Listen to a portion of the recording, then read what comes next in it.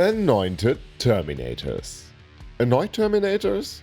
Elite Chaos Terminators of the Word Bearers. You asked and I answer. This video was a request by a channel member, and because the Word Bearers are one of my favorite legions as well, I am more than happy to do it. I once again do things different, combine things that shouldn't be combined, like Gilliman and Eldari girls, Leandros and Fun, or Knives and Argeltal's back. On today's menu are 3 guys, one a little more complex and 2 very easy to recreate ones. Also 2 different paint schemes and hopefully a lot of cool ideas for your enrichment as well. But enough talk, let's word some bearers, shall we? For the champion of this trio, I went with the Space Marine Captain in Terminator armor. The one from the Leviathan box to be exact, because you get this one everywhere. I removed his leg, and this time I mean it when I say gently removed his torso with a good old reliable method of stressing the structure to its breaking point. And after that I assessed the situation and thought that I had to cut away pretty much to make this one fit. But that won't hold me off, so first all the papers had to go. As well as all the pingy things of the captain's armor. I figured if I made the waist and joints slim enough, I can put a ball of green stuff in between, as this won't be visible from any angle.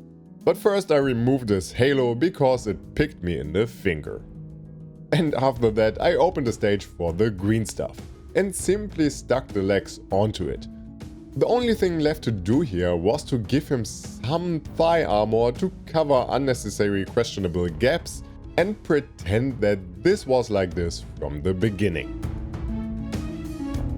A bearer of the word needs something to strengthen his statements, so he gets a Crucius.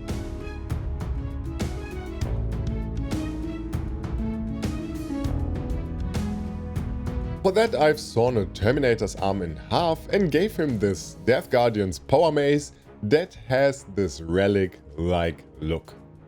My initial idea was to make him hold this one passively somewhere between his knees, but the slight tilt of the arm made that look weird, so this was one of the poses that looked somehow natural. For his right arm I went with a new Space Marine Terminator's one and gave him a Chaos Legionnaire's plasma pistol as well as a Terminator's pauldron. And for his left pauldron I once again chose to go to the old world and took one from my Chaos Knights. They just fit so well, especially on the Chaos Terminator arms. To bird-verify him even more, I gave him the head of a demon, a bloodletter to be exact. This one comes from the Iron Jaws Megaboss. It is just glued onto his shoulder because rule of cool.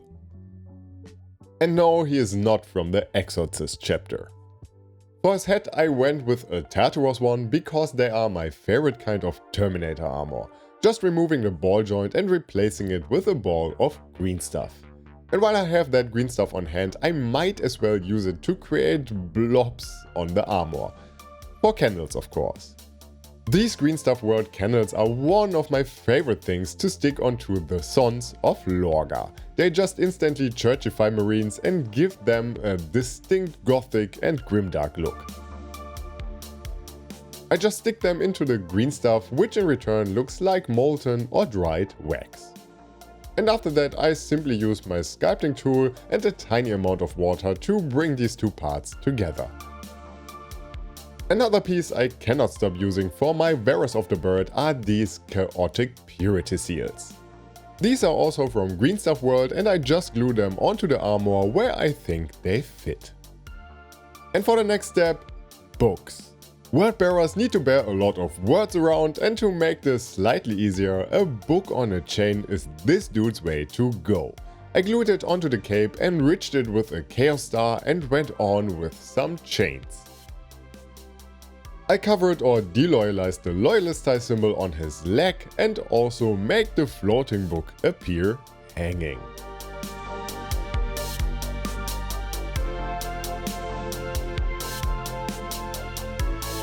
And now on to his Entourage. 2 mutated Chaos Terminators.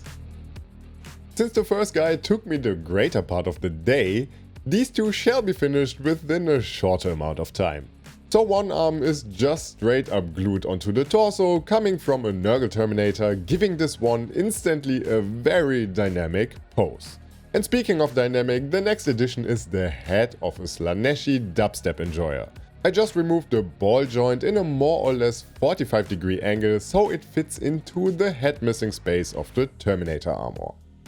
For his left arm I simply used a Korn 8-bounce hand that I attached via green stuff and super glue. And I swear to the Horned Red, if I had found something from Tzeentch that would fit this miniature, I would have used it just to have one part of each god on him. But instead of that, he got a mismatching shoulder guard from the best Terminators, Tartaros. And after that, I used this spiky bit that I glued somewhere between the torso and the shoulder because it looks cool and gives it a little more stability. And for his combi weapon, I needed a second part of that combination, so he got a plasma pistol because I couldn't find the right bit. The second one is going to be a Templar type of guy.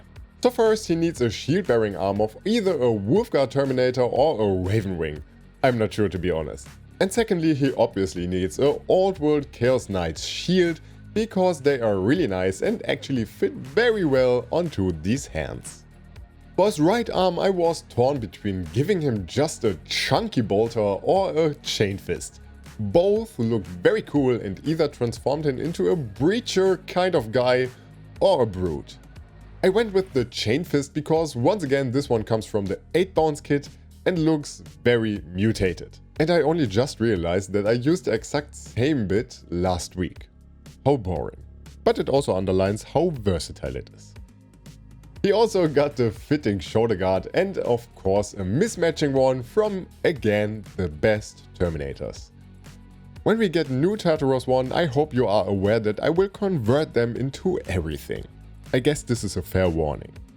For his head I decided to give him a hooded one from the Deathwing Terminators to be exact. But in my mind he missed a thurible.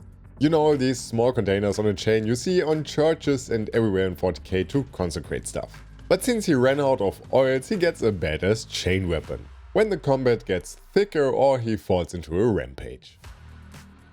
And after that they both got their unpurity seals on fitting places as well as the candle treatment like their champion. Also, I really want to put this out here. Thank you for 10,000 subscribers. It really means a lot to me to have such a cool audience. So, thank you for being great. But back to the show now. I let these guys dry for a day or two or maybe more, primed them black and started painting. As I said in the beginning, at least if I did not change the script in the last second, I have 2 paint jobs for you today, which also might help you get a better understanding how and why my weird style of painting works. I first tried to create an overall atmosphere, in this case with dark rust and burnt red, to make them look worn down in the end. For the grey one, this hugely increases the end result, making it appear dirty and rusted, while it also helps the red ones look vibrant in the end.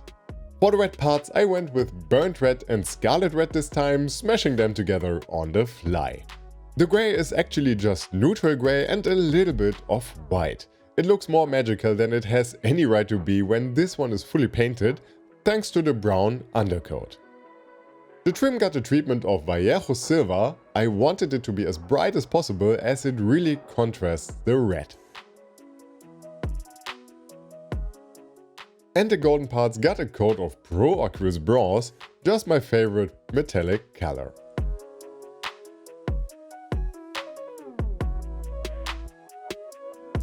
And all these papers, candles, as well as the demonic skull, where I only catch the most raised parts of it, are painted with Warhammers, that still feels wrong, Rakath flesh. The skin gets my old recipe of Hexlichen and Buckman's Glow to achieve a more bluish hue this time. And once again I highlighted these colors with Elfic flesh, as well as all the horns and papers. The eye lenses and plasma coils got a coat of a darkened down jade, and after that I highlighted them with emerald green. As a finishing touch, they received a tiny dot of white in the center of it, where it would be the brightest and to focus the attention. And once that's done, I shaded the metallics black, and after that was dry, I chipped the armor with white and the red one with hot orange to make them read as battle damage. Using an alder or split brush for this line of work gives you a very randomized effect. And once all that was done, it is time for some pigments, cleanups, more pigments, tufts, and painting the base rim with Corvus black like I always do. And after that, I call these dudes done.